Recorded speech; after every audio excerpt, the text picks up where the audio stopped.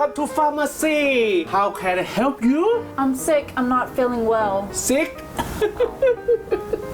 เขาจะมีอาการอะไรจะพูดยังไงเนี่ย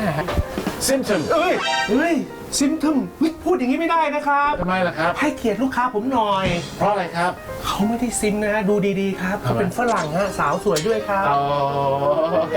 แต่ทึ่งแต่ทางนี้ได้นะครับ symptom ไม่ได้เป็นภาษาไทยครับ symptom แปลว่าอาการไม่สบายส่วนพี่ต้องถามว่า what are your symptoms What are your symptoms? I have a cough. Cough. I'm coughing. Coffee. Look, coffee over there.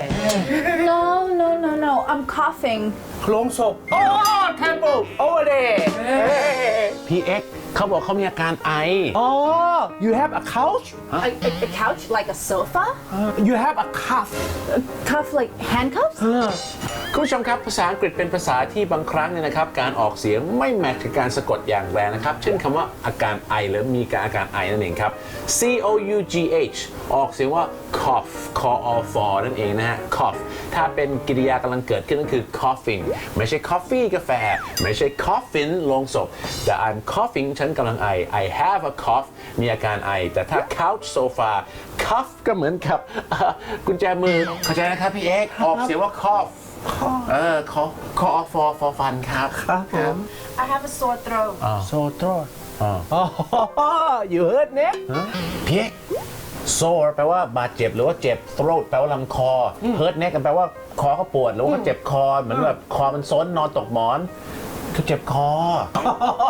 You have a sore throat. Yes, and I have phlegm too. Phlegm? Yeah, like.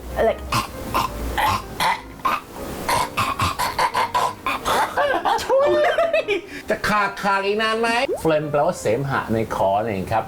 I have a fever. Fever. Fever. อ้าวปวดตรงไหนครับ แหมเขาพูดภาษาอังกฤษไหมไม่ได้ภาษาไทย ก็ เออ พูดว่าอะไร ว่า fever ไม่ใช่ฝีมันเวอร์ออกมาอย่างนั้นนะฮะ fever Fever. เขาเป็นไข้ You have a hot body. Oh, thank you. But what do you mean? ก็ตัวร้อนไงครับ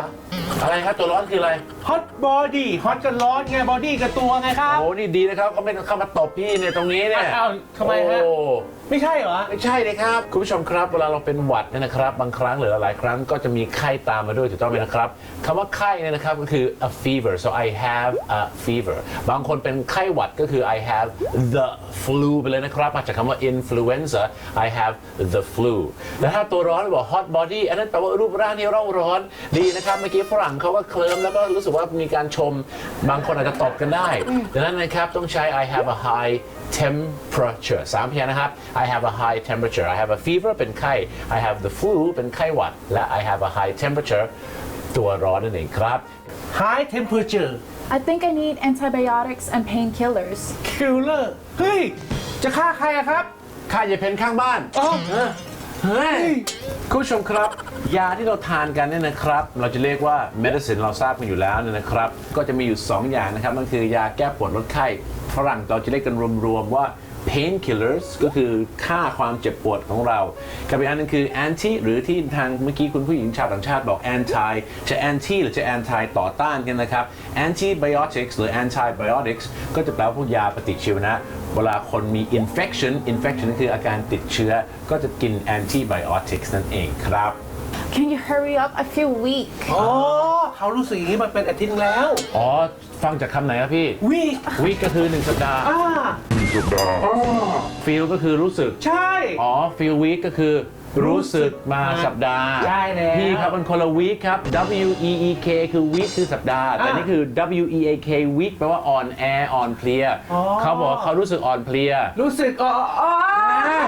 ชี้ตะวิน ชีดวินแปลว่าอะไร เขาเป็นลม แปลถ้าตรงตัวอย่างนั้น พี่เขาเรียกว่า faint หรือ she fainted faint รู้จักคำว่า faint ไหม เป็นหาอะไรแล้วเป็นลมอ่ะ เป็นหา